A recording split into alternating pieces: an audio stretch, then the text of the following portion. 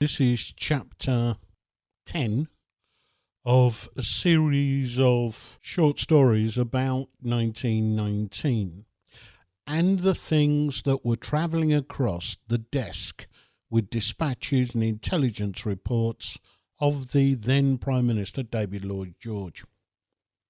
This is about the Canadian soldiers, also waiting to go home, angry about not being demobbed, and it's Canadian soldiers in riots and death. Soldiers from other countries, as I've said, were also being denied the demobilisation they expected when they left France.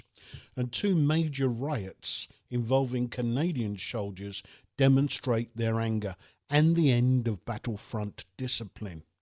You have to remember just how rigid discipline is in the battlefront, and then suddenly there's very little.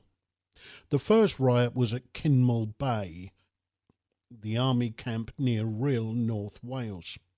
On the 1st of March 1919, the Canadians refused to obey orders. And on the 4th of March, they elected Sapper William Tsarevich, a Russian-born Canadian, as their leader. Now, due to an administrative error, the soldiers were short of wages and had no money for alcohol and cigarettes.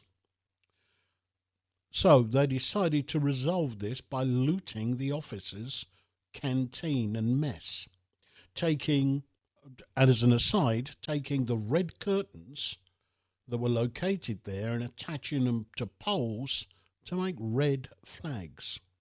They then left the confines of the camp and attacked Tin Town. Tin Town was a batch of temporary shops owned by local traders and selling goods to the armed forces of the Canadians. Well, they destroyed 11 of those shops. The next day, matters got even worse when there was an open battle between mutineers and officers and non-commissioned officers who were trying to restore order. In the melee, 5 men died. Mutineer gunner Jack Hickman was shot. Sapper Tsarevich died from a bayonet wound. Private David Gillen, who was on the officer's side, was shot, and 2 others died. No one was ever convicted for playing a part in the deaths. 50 men were court-martialed, resulting in sentences of 3 months to 10 years. Now, Kinmel Bay was a military riot. No civilians were involved, unlike the next major Canadian riot in Surrey. Canadian soldiers were in a convalescent camp in Epsom in Surrey, on the edge of London. Here were Canadian troops recovering from illness or injury. It was usual for them to get drunk, etc., but on the 17th of June 1919, this got out of hand at the Rifleman pub in Epsom High Street. One of the soldiers was arrested for fighting with the police, and then another one, John Connors, when the soldiers tried to stop him being taken to the police station. Later that night, 400 soldiers attacked the police station, using paving stones and railings to smash their way into the police station, where they were met by 20 or so police officers.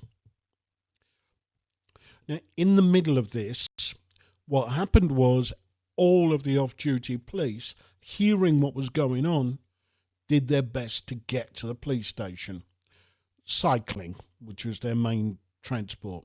And 51-year-old Sergeant Green, an off-duty police officer, cycled to the police station when he realised there was trouble. But he was struck by a railing during the attack on the station. 7 men were charged for offences relating to the riot. 2 were acquitted, 5 convicted only of riot. And yet Sergeant Green had been killed. No one was charged with his death. Some were sentenced to a year's imprisonment. However, in a novel twist, in December 1919, the soldiers were all granted a royal pardon and deported to Canada. 10 years later, Alan McMaster, one of the men convicted of riot, walked into a police station in Winnipeg, Canada, and confessed to the murder of Sergeant Green.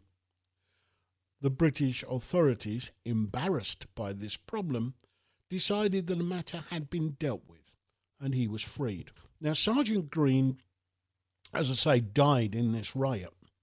Now, in 1985, when P.C. Blakelock was killed in Tottenham in London in a riot, it was stated he was the first police officer to be killed in a riot in the 20th century.